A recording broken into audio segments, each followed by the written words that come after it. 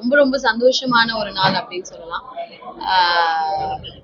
ஃபெதாவோட 5th branch and எனக்கு ரொம்ப பிடிச்ச ஊர் மதுரை. நம்ம மதுரையில் லான்ச் பண்ணியிருக்கோம். ரொம்ப பியூட்டிஃபுல்லாக இருக்குது. ஆக்சுவலாக இதுக்கு முன்னாடி வந்து OMRல ஒரு பிரான்ச் லான்ச் பண்ணோம். தட் இஸ் லைக் கொஞ்சம் சின்ன பிரான்ச். அண்ட் இது வந்து ரொம்ப மேசிவாக அவ்வளோ பியூட்டிஃபுல்லான கலெக்ஷன்ஸ் அண்ட் ரொம்ப நல்லா இருக்கு. இப்போ கோல்டு வேற வந்து உங்களுக்கே தெரியும் எப்படி ராக்கெட் மாதிரி ஏறிட்டே இருக்கு. அப்போ வந்து இந்த மாதிரி ஒரு சில்வர்ல வந்து இவ்வளோ அழகா டிஃப்ரென்ஸ் கூட கண்டுபிடிக்க முடியாது. கோல்டா சில்வரா அப்படின்னு கண்டவே இது பாருங்க, இது எவ்வளோ அழகா இருக்கு. கோல்டா சில்வர்னா ஸோ அவ்வளோ பியூட்டிஃபுல்லான ஒரு ஃபினிஷ். ரொம்ப சந்தோஷமா இருக்கு. இங்கே மதுரை மக்களுக்கு வந்து இந்த மாதிரி ஒரு கலெக்ஷன் அந்த பியூட்டிஃபுல் ஷோரூம் வந்து நீங்க கொடுத்ததுல தேங்க்யூ ஸோ மச். எங்க மதுரை பீப்புள் சார்பா நான் சொல்றேன். ரொம்ப சந்தோஷமா இருக்கு. நான் மதுரையில நிறைய படம் ஷூட் பண்ணியிருக்கேன். எனக்கு ரொம்ப ஞாபகமா இருந்தது வந்து பணியாரம் பாத்தீங்க நாங்கள் ஷூட் பண்ணோம். அப்புறம் காப்பே ரணசிங்கம் கொஞ்சம் ஷூட் பண்ணோம். நிறைய படங்கள் மதுரையில ஷூட் பண்ணியிருக்கேன். மதுரையிலேருந்து இங்கேருந்து கோடை தானே இல்லையா, பக்கம் தானே.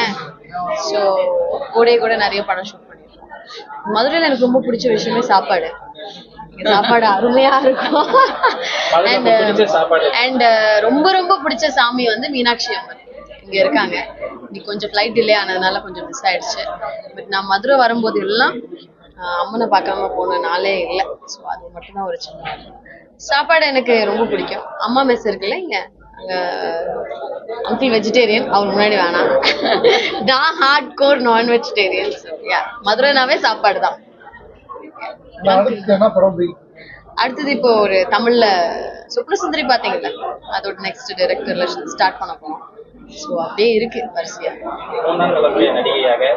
அதுவும் தமிழ் திரையுலகில் வந்து எப்படி சமாளிக்கிறீங்க? என்னதுங்க? 3ஆம் தலைமுறை நடிகையாக. 3ஆம் தலைமுறையா? ஆமா, தாத்தா அப்பா அவங்க எல்லாம் எப்பயோ போயிட்டாங்க. நான் தனியா வந்து சமாளிச்சுட்டு இருக்கேன் தான் சொல்லணும். அரசியலா இல்ல இல்ல, எனக்கு அந்த பர்சனல் ஐடியா இல்ல. மதுரையை சார்ந்த மையமா வச்ச கதை பாத்திரங்கள் இல்ல, நான் அடுத்த பண்ற படமே வந்து ஒரு தேனியில நடக்கிற ஒரு ரொம்ப இன்ட்ரெஸ்டிங்கா வந்திருக்கு. ஏன்னா தமிழ்ல வந்து நிறைய படங்கள் பண்ணியிருக்கேன்.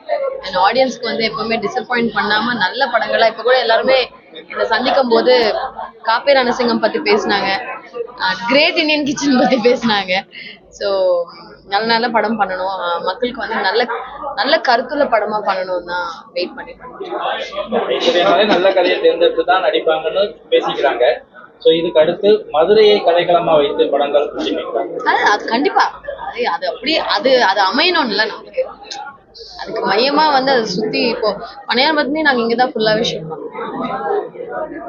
அது கதை பொறுத்துதான். நீங்க பேசுங்க.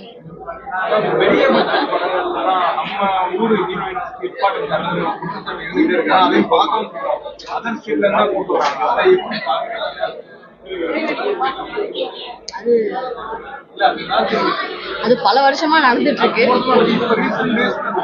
இப்ப ரீசெண்டாவே தமிழ்நாட்டு நடிகைகளுக்கு வெளிய மாநிலத்திலிருந்து பெரிய பட்ஜெட் படங்கள் தராங்க. அப்படி இல்ல, ஐ திங்க் சினிமால ரொம்பவே மாறி இருக்குன்னு தான் சொல்றேன். கடந்த ஒரு 10 வருஷமா பாத்தீங்கன்னா, முன்னாடி அப்படி இருந்தது, டெஃபினட்டா நீங்க சொல்ற மாதிரி இருந்தது. பட் இப்போ வந்து ஐ திங்க் நிறைய சேஞ்சஸ் ஆயிருக்குல்ல. நிறைய யங் டைரக்டர்ஸ் வந்திருக்காங்க, கார்பரேட் உள்ள வந்திருக்காங்க, ப்ரொடக்ஷன் ஹவுசஸ். மொழி தெரிஞ்ச கதாநாயகியா இருந்தா, எந்த ஆக்டர்ஸா இருந்தாலுமே நல்லா இருக்கும் அப்படின்னு நினைக்கிற நிறைய பேர் இருக்காங்க. ஸோ ஐ திங்க் கிராஜுவலா நிறையவே சேஞ்ச் ஆயிருக்கு. 100% சேஞ்ச் ஆகலைன்னா கூட கிராஜுவலா நிறைய மாறி இருக்கு. அடுத்தது கொடுத்துடலாம்.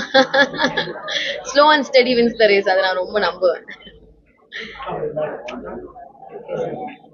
வேற ஏதாவது क्वेश्चंस? நீங்க தான் இனிமே அங்கிள் ஏதாவது கேளுங்க.